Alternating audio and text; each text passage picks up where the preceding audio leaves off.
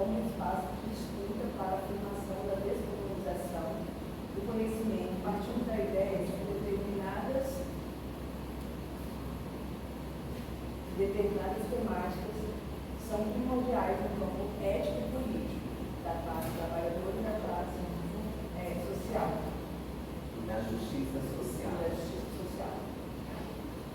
Também trouxemos algumas políticas de afirmação, de ações afirmativas, que são os movimentos, que são algumas leis. E a criação do curso de Letras Livres foi pioneiro, na modalidade à distância. Isso há 2006, 2008. Isso, vai chegar. Consolidou um espaço institucional, no qual os docentes e pesquisadores discutem criticamente essas decisões curriculares. Então, isso é um pouquinho do trabalho para trazer, porque foi a nossa ideia inicial de fazer uma estrutura curricular, com algumas disciplinas referente ao cotidiano e o que a gente conhecia, nós, comunidades negras, pessoas negras, enfim, essa parte minoritária. Isso, eu sempre esqueço o finalzinho, LGBT,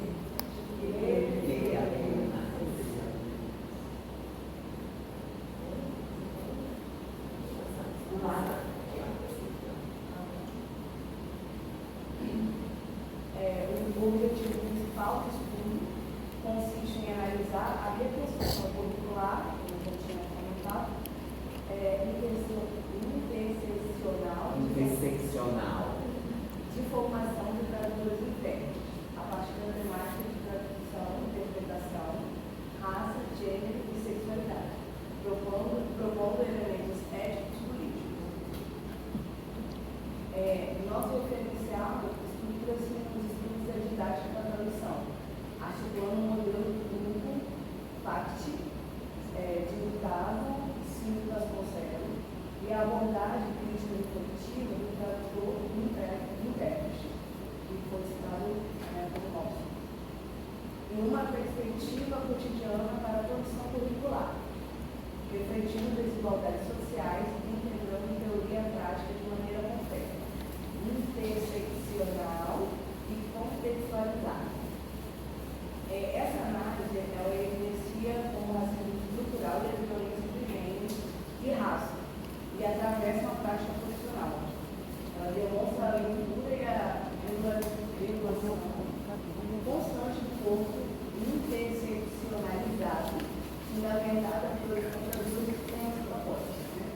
Então, esse foi o nosso objetivo, criar essas disciplinas para que isso venha nesse nível combater o racismo, o transracismo, tudo isso que envolve a questão do preconceito, no meu caso, como mulher negra, como no caso do LGBT,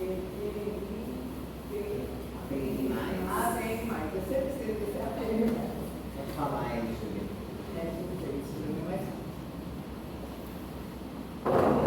Agora eu vou falar um pouquinho da fundamentação teórica. A gente teve vários aí, alguns importantes, mas eu selecionei alguns, 8. E confesso que eu me apaixonei mais do que uma. Mas eu vou falar um pouquinho agora de Camila. A Camila, sua análise financia a exclusão das mulheres negras dos espaços de decisão e propõe uma radicalização da democracia, na qual a diferença não seja tratada como problema, mas como potência. Ela fala muito sobre o espaço que a mulher negra deveria ocupar e não ocupa. No Brasil, é muito comum você ver uma mulher negra hoje numa situação mais subalternizada, e não é comum ver ela num cargo mais, numa empresa, como uma juíza, um cargo mais elevado, simplesmente pela cor dela, não é pelo que a pessoa é, mas pela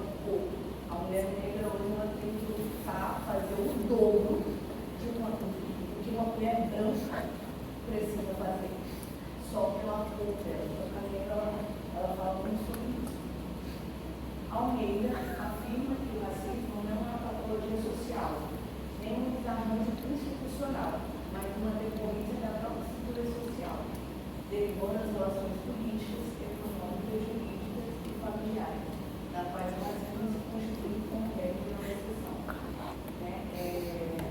Aqui é muito claro isso. O racismo hoje, infelizmente, é normalizado.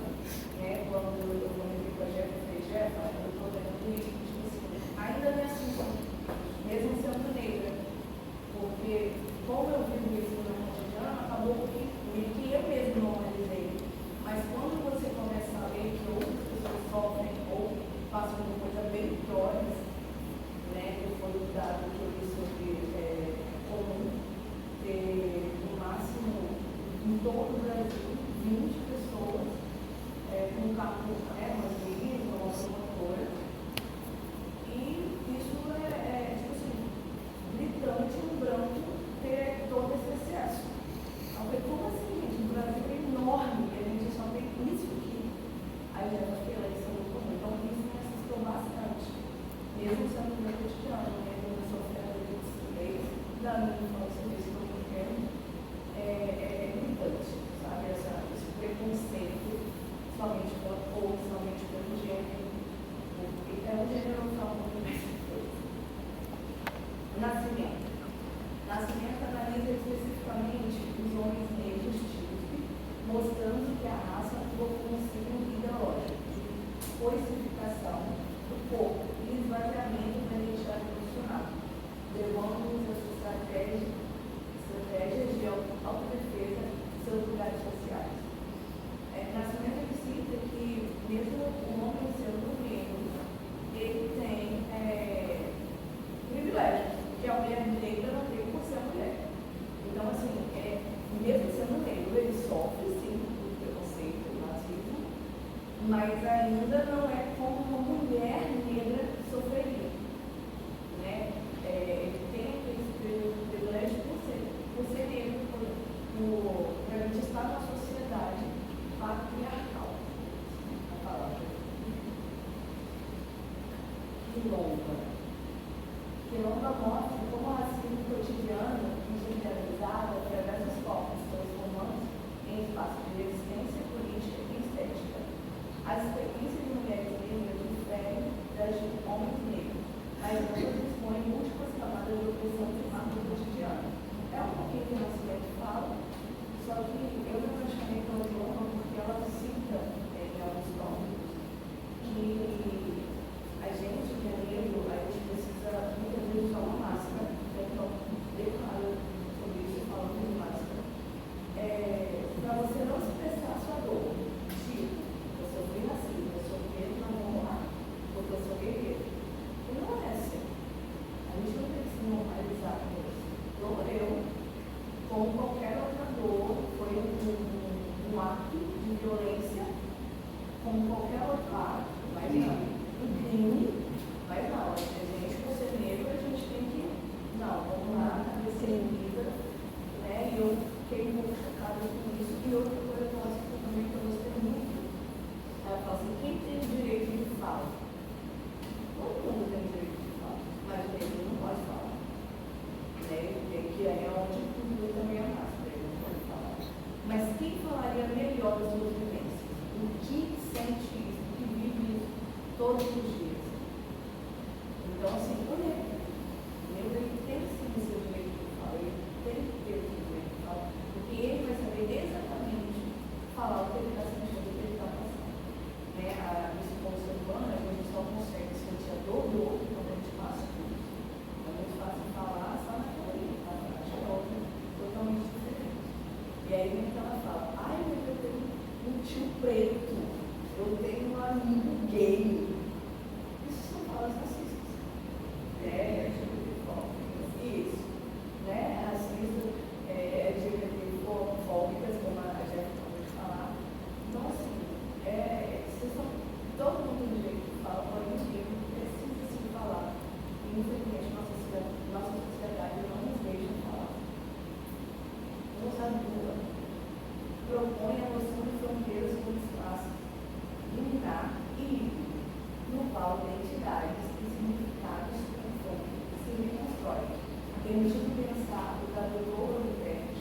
como sujeito situado entre culturas, línguas e normas sociais, negociando constantemente identidades de gênero e sexualidade na humanidade.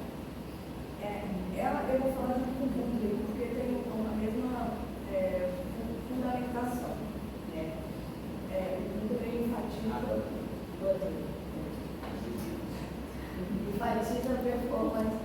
performatividade de gênero, mostrando que identidades não são essências físicas, mas efeitos de práticas repetitivas e regulamentadas socialmente. Quando eu li sobre eles, eu entendi a questão um pouco sobre elas. Mais ou menos. Você tem uma questão da questão da eu entendi a questão do movimento LGBT. Né? O intérprete, bom, um exemplo, no lado, ele está num espaço religioso. Isso para o espaço religioso é inaceitável. Né? Prefere às vezes não ficar sem intérprete, porque ele vê que ele não é tudo, né? Não tem essa aceitação. Né? E vamos jurídico também, né? Se fosse jurídico, não pode ser nós como negros, nós somos muito expressivos. Então, um corpo comum, mais fácil mesmo, né? Uma preta, você sabe que a preta está gostando de alguma coisa, a expressão dela. Então, assim, o jurídico tem que ser todo formal. Então, você tem que ser policial do tempo todo. E é isso que esses duas, porque essas duas falam, né? Então, é muito difícil. O nosso corpo é o tempo todo criticado, apontado, analisado, sabe? Porque a gente tem que. Uma coisa que o branco não sofreria, a gente tem que se policiar um pouco mais, né? De estar ali correto, de não ser tão excessivo. Eu não estou falando da questão de você sair da tradução, não é isso? Da tradução da interpretação. É porque nós somos expressivos, né? E isso atrapalha dependendo do espaço que você está. Vamos lá,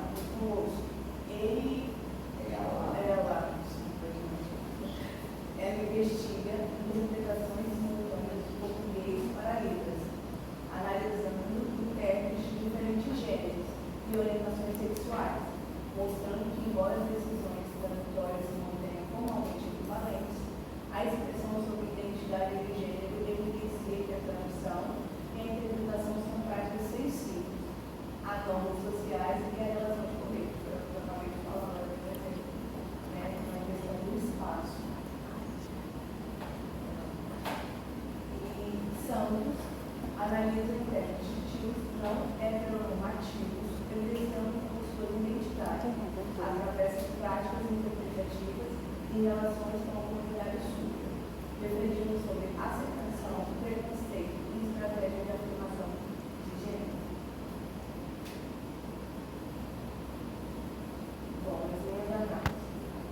A criação das disciplinas, tradução e interpretação de questões étnico-raciais e tradução e interpretação de estudo de gênero e sexualidade, como grupo de tradução, de interpretação de português, apresenta-se como estratégia central para a formação crítica de futuros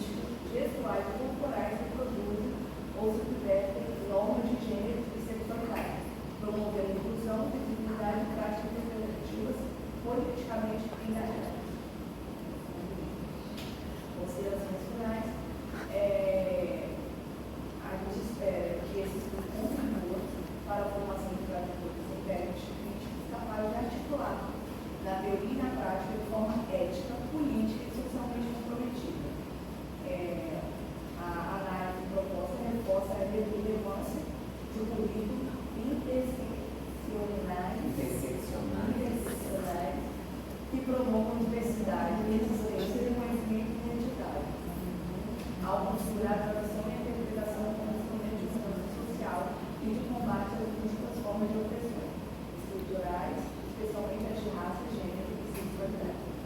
E isso no curso de letras livres, bacharelado, seria destacada as propostas como educativas, né, e as duas com carga horária de 60 horas.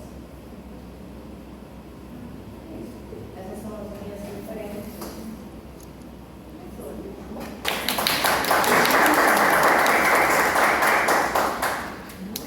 Agora a gente passa para os comentários, né, das professoras, da professora Fernanda e do professor Leonardo. A gente começa com a professora Fernanda, que é a nossa externa, né? Agradecer a professora Fernanda por estar aqui conosco, ter aceitado toda, né? Ter recebido o texto magnífico hora, ter contribuído, porque Keila está aí no processo já faz algum tempo e a gente, né, Keila, né, assim, né, fui ali até o Chocute, né? Nós fizemos junto esse trabalho é nosso, né? Esse trabalho é muito nosso, é muito meu, traz as minhas histórias, diríamos aí desde 2008, quando a Keila comenta sobre o texto, a gente está falando de um movimento que começa, não sei se vocês sabem, das conferências nacionais, né? Acho que a gente não colocou isso, mas no artigo final a gente tem muita coisa para falar da Conferência Nacional de Pessoas Negras, da Conferência Nacional LGBTQIA+, onde eu estive presente, a criação do ETIUS e outras coisas mais que eu estou envolvida e Keila veio para mim, eu convidei ela para integrar. Faltam umas fotos aí, eu acho que não deu tempo, né? Com certeza não deu tempo, mas em outra oportunidade a gente vai estar exemplificando, né, fotos ao longo de um tempo dessa história, né, de tradução, gênero e raça, de interseccionalidade que a gente começou a usar atualmente, mas que a gente está aí nesse processo. Então, passamos para a Fernanda, 10 minutos, e depois 10 minutos. Boa noite. Só queria agradecer o convite, professora Jefa, Keila, eu vejo realmente vocês duas, mas de fato, junto com a professora Jefa há um tempo, eu consegui te enxergar perfeitamente, sem distanciamento, tá? Então, de fato, é uma temática que atravessa como pessoa. E se aquelas pessoas todas que estão ali. Também nesse movimento, né? Então, eu me senti privilegiada de estar na banda com essa temática que é muito importante. E ao mesmo tempo eu estava pensando assim, nossa, que texto legal, trabalho com coragem, mas não deveria ser uma coragem. Isso deveria ser uma temática que deveria fazer parte dos nossos currículos. Já tem legislação, já tem várias leis, a gente tem documentos normativos que colocam isso, mas ainda a gente tem que estar no processo de resistência. É o nosso brilho. Exatamente. Eternamente gritando, porque eu estou sentindo, eu estou observando, eu estou vivenciando. Então, não é algo que tem um distanciamento, algo que eu estou vendo a distância e estou falando sobre. Eu sou essa pessoa. Você é essa pessoa. Você é essa pessoa. E eu consegui me encontrar em algum momento naquilo que você descreveu. Mulher, parda, gorda. Ainda tem outras questões que me colocam naquele lugar que o tempo todo tem que ficar resistente. A minha cor já é diferente, e aí eu pensei até em dois lados para o texto, porque vocês trazem algo muito legal. A gente, quando forma os nossos estudantes, a gente tem que falar sobre raça, sexualidade, gênero. Não importa qual tipo de formação a gente vai desenvolver, trabalhar esses temas precisa fazer parte da formação. No caso do doutor Eudete, eu entendo que, logicamente, a gente não é um profissional que está restrito. A gente vai se deslocar no mundo ali como cosmopolita e barro. Então, é lógico que em algum momento, seja no contexto educacional, no contexto cultural, artístico, em algum momento a gente vai interpretar esse tema. Aquele sujeito que está ali externo, no caso eu estou no meu texto relacionado a esse tema, que lá no texto fonte está sendo abordado. Mas aí vocês trazem uma outra pegada, vocês não apresentam uma perspectiva do intérprete atuar no processo doutoral interpretativo ao falar sobre gênero, raça, sexualidade. Mas o próprio intérprete, ele ter a sua identidade atravessada por gênero, sexualidade e raça. Então, eu vi, não é que são dois caminhos, mas são perspectivas que também dialogam. E aí eu lembrei de casos, por exemplo. Exatamente. E aí eu lembrei de situações em que o intérprete, olha como é complexo. O intérprete tem visibilidade na sua atuação, ele está exposto. E ele está junto a uma outra pessoa. Que na maioria das vezes pode ser uma pessoa branca, um homem, e você chega ali como uma mulher, já é algo exótico. Mulher negra, o que é isso? Mulher negra gorda, piorou. E aí existe uma resistência da aceitação da sua posição naquele local, onde dentro da acessibilidade linguística você atenderia uma demanda dos falantes da língua de sinais. Que você tem essa resistência e você vai ter que lidar com isso no dia a dia. E aí eu fui lembrando de situações assim. Eu me recordo de uma peça de teatro, todos os atores e atrizes eram brancos, elas eram atrizes, eram mulheres. E aí, o desconforto de eu estar lá no palco. E o palco, ele não estava todo ocupado pelo cenário. O cenário era algo bem localizado ali no centro, então tinha muito espaço. Não, eu tinha que ficar lá na escada. Não poder, aliás, não era nem na escada, era um negócio que eles colocaram um pouquinho alto, ficava ao lado, assim. Então, eu tinha que olhar para lá. O palco estava aqui, eu tinha que olhar para lá. A gente sabe que isso acontece, infelizmente, ainda, no contexto cultural, isso ainda acontece. A gente tem que estar lá resistindo. Mas eu senti que no diálogo e na discussão, a perspectiva era que a minha presença como uma mulher que não era branca e gorda iria interferir aquela dinâmica onde todas as atrizes eram magras e brancas. A gente sente na hora que a pessoa faz essa diferenciação. Na verdade, não é diferenciação, é racismo, homofobia, né? A gente sente isso. A gente tem nome. E qual foi o posicionamento? Não vai ter interpretação. Não trabalho lá, eu vim para a acessibilidade linguística. Quem dita aonde eu estarei é a minha pessoa, eu sou especialista. Eu sou profissional. Aí pessoas de outras pessoas para mediar, e aí eu fiquei no palco com a atriz na Mas aí, olhando o seu trabalho, eu já me disse que 5 minutos, por isso daí, para a gente continuar conversando muito bacana aqui, tem algumas coisinhas que eu pontuei, de ajuste, informação, mas 2 coisas que eu gostaria de colocar. Primeiro, Jefa, Keila, vocês trazem a proposta da disciplina, daí eu fico perguntando assim, a gente tem a experiência de cursos de graduação aqui na UFES, currículos que trabalham disciplinas com essa temática, pô, Fernando, 10 milhões de disciplinas, 10 milhões de cursos. Mas a gente conseguisse fazer um recorte mínimo, talvez aqui próximo, aqui mesmo no CHN ou no departamento de letras, não sei.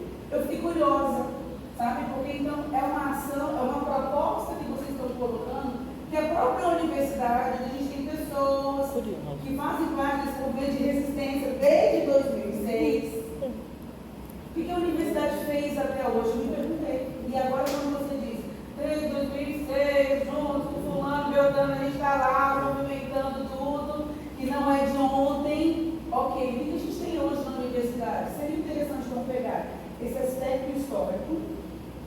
Talvez não vai conseguir ter um processo muito longo, mas eu acho que deveria ser, inclusive. Até para dizer assim, por que vocês pensaram?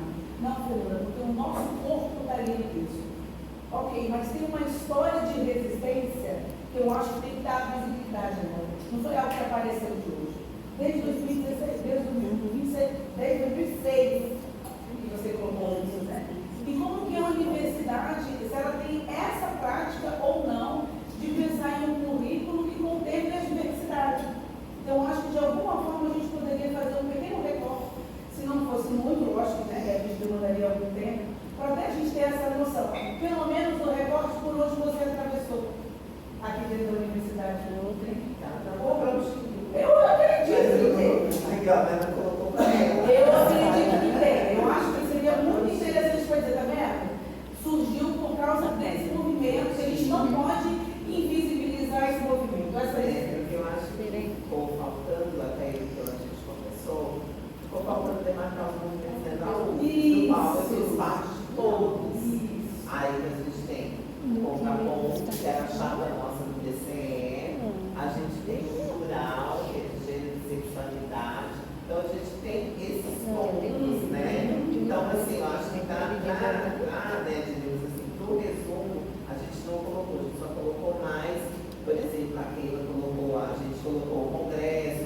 nacional de difusão social de negros surdos, né? Mas a gente tem outros pontos que a gente também tem da FENES, serviços da FENES, e na universidade esses pontos. E aí a gente pode falar do NEAB, tem várias políticas da disciplina de ERE, que vai para as licenciaturas, mas é obrigatório em alguns cursos.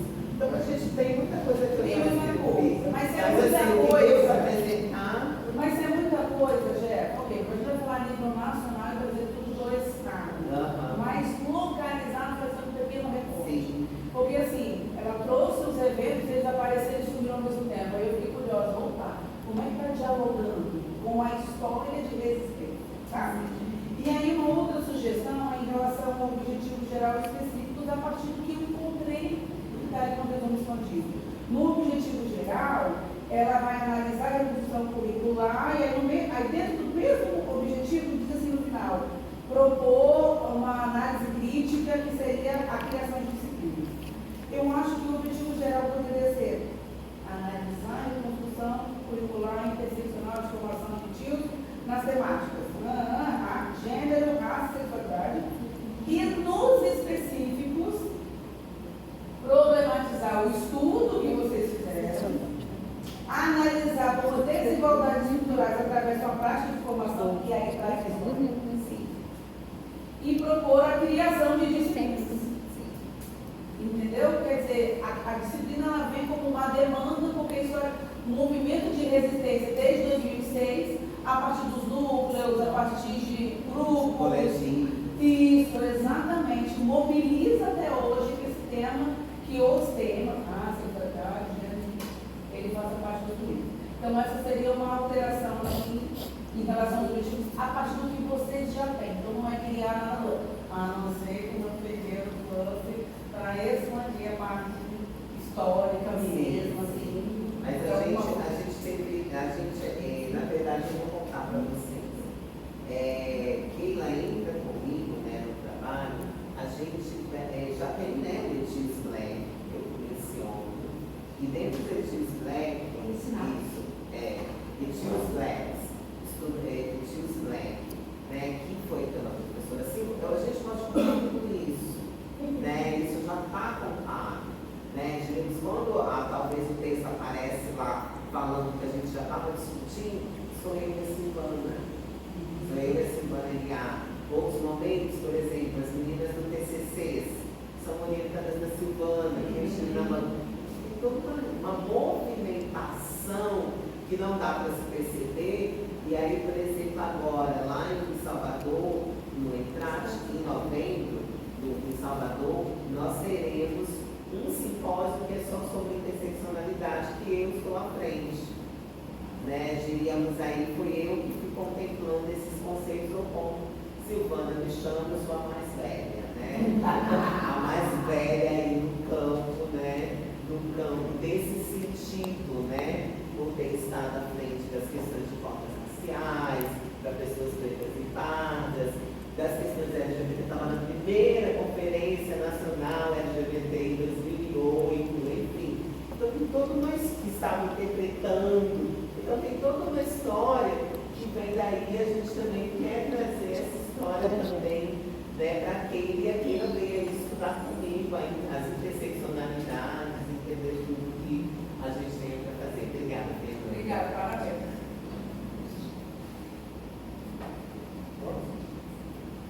Bom, agradeço muito, Jeff, aqui a oportunidade, e não só poder assistir, mas também com meus colegas interpretando.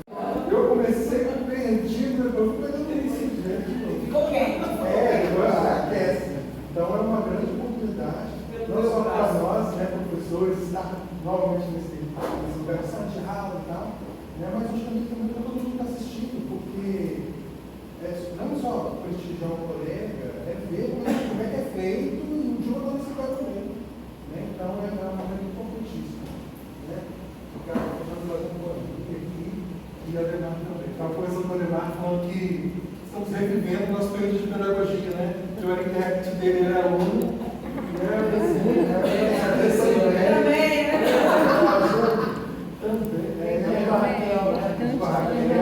Eu preciso aula, você prestando atenção e eu prestando Muito tempo. Muito bom, muito bom. Então, Leila e Jeca, parabéns pelo tema, fiquei honrado mesmo. Eu tenho uma relação com essa questão de raça muito recente, porque meu doutorado foi a partir de uma autora negra, foi Carolina Maria de Jesus. E África, eu comparei o texto dela com o texto dos africanos. Isso me foi negado durante a minha formação. Quando eu estive em Portugal, no passado, meu primo me ligou e falou assim: você não acha esquisito você é um homem branco, falar de uma autora negra num país de pessoas brancas? Aí eu, primo, você não acha esquisito você e eu, professores de língua portuguesa, nunca temos estudado uma autora negra num país majoritariamente negro? Ele ficou muito. Então pronto, a gente está aqui, não tinha que ser esquisito, não tinha que ser diferente. Tinha que fazer naturalmente sem pensar sobre isso, mas infelizmente a gente tem que marcar esse cuidado.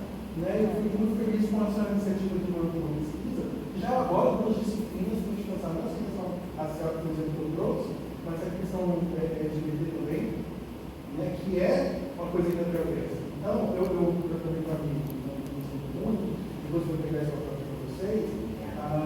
Eu separei dois dos autores que você colocou, duas das autores que você colocou ali. Eu separei trechos que eu acho que precisam estar no seu trabalho. Porque quando eu fui lendo o Rogério Escondido, falava muito de racismo, mas não falava pontualmente situações que os sujeitos viviam. Aí eu fui nas pessoas, ela colocou, ela está se baseando em alguém. Aí eu fui lá e encontrei Sá e Cardoso. Então eu separei esse que eu vou pedir a oportunidade para ler aqui, alguns trechos de que elas falam, por quê? Porque são situações que tios vivem, e que por exemplo, não passa por mim, como você disse muito bem, possivelmente homem, branco, não vai viver essas situações. Assim como eu fui buscar Carolina, para poder entender muitas questões, aí eu busquei algumas situações aqui para trazer. Eu me ativo mais a questão racial porque me atravessa mais. A questão do LGBT também fui em duas fontes que você traz. Gostei muito de uma situação que a Kate colocou na Kate Sucre, e ela falava que ela foi atender uma cliente surda, que a cliente surda ficava começando a perguntar: como é que você conversar com mulher? Aí ela falou assim: mas eu não sou sua amiga, eu sou sua intérprete. Então você, essas informações, você pode buscar no Google, existem alguns filmes. Aí a pessoa depois nunca mais contar para ela. Ela perguntou que são situações assim, o rapaz, o surdo virou para ele e falou assim: você me mete os viados?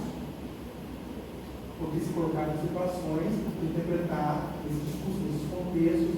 Então são coisas que tanto o intérprete ouve, é preciso discutir isso em sala de aula. Então aí é o lugar para essas coisas que a pessoa pode. Entendeu? Mas o que eu falei aqui é a questão racial. Então Sá fala o seguinte sobre o pacto da branquitude. E diz assim: mediante a ausência de meus pais pretos, tanto física quanto consciente, a respeito do padrão imposto, logo pensei no pacto da branquitude. O pacto da branquitude é entendido como preferência por pessoas brancas, independente de suas habilidades ou conhecimentos, a fim de criar e manter normativas que descargam e servem a si e aos seus próprios grupos. Então, aquilo, tinha um pacto da branquitude quando ela estava no palco. Entendeu? Então, isso a gente se a gente discutir isso na sala de aula, a gente vai elaborar até respostas melhores, para poder defender lá.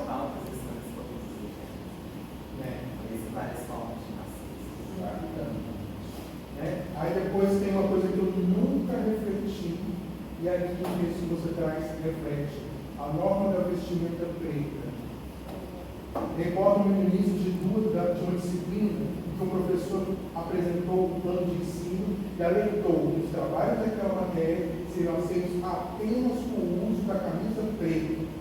Aos poucos, a cobrança reflexões que ela desencadeou foram provocando reflexões.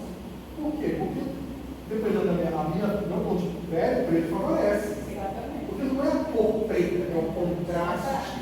Eu poderia estar de azul, de verde, desde que contrastasse com a minha pele.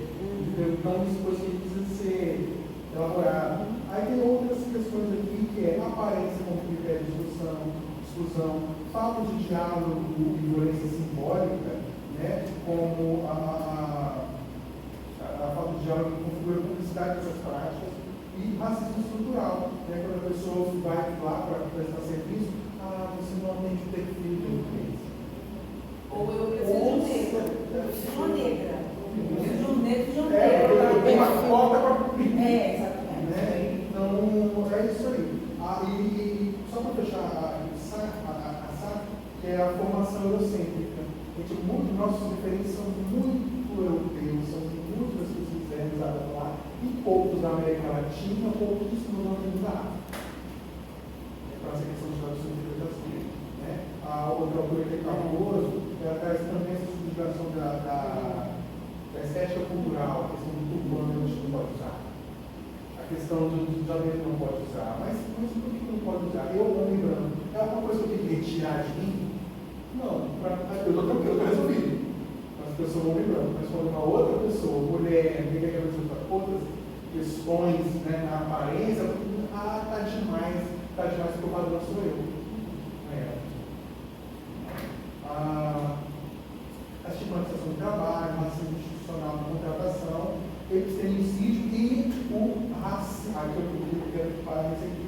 O racismo velado e a falsa democracia. Ser negro neste contexto e nessa sociedade está sempre resistindo, né? Reafirmando a sua ancestralidade e se fortalecendo através de seus artefatos culturais e históricos. E quando há um corpo negro ocupando esse espaço, ele sempre é considerado um indivíduo que chama atenção de forma indevida. A falsa democracia racial e a não discussão sobre as questões raciais nos estudos da tradução e interpretação nacionais são base e sustentam o racismo velado. Porque a partir do momento que os critérios eram preto porque ele faz contraste com a pele, qual pele? A branca. Aí, né, isso precisa ser discutido. Então, aí eu fiz um quadrinho aqui para te sugerir, porque como esse programa vai ser seu dia, quero destacar o mérito da professora Jéssica Santana, seus primeiros apontamentos de tema do FELEC ao trazer a importância das disciplinas, tradução e interpretação de questões étnico-raciais, tradução e interpretação de estudos de gênero e sexualidade. São propostas urgentes para a formação de estudos e para os estudos da tradução no Brasil. Uma iniciativa acadêmica que é compromisso ético e transformação social e sucesso.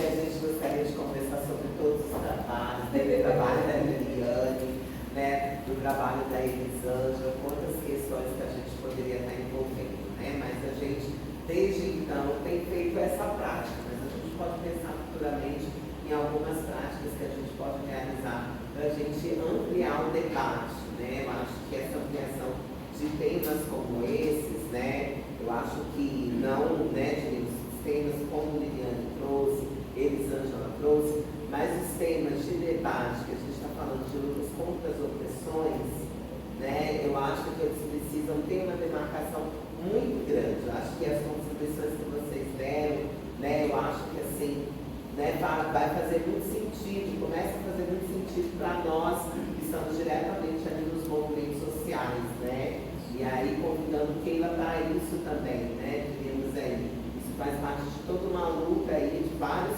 coletivos dos quais eu faço parte e que a Keila está se inserindo.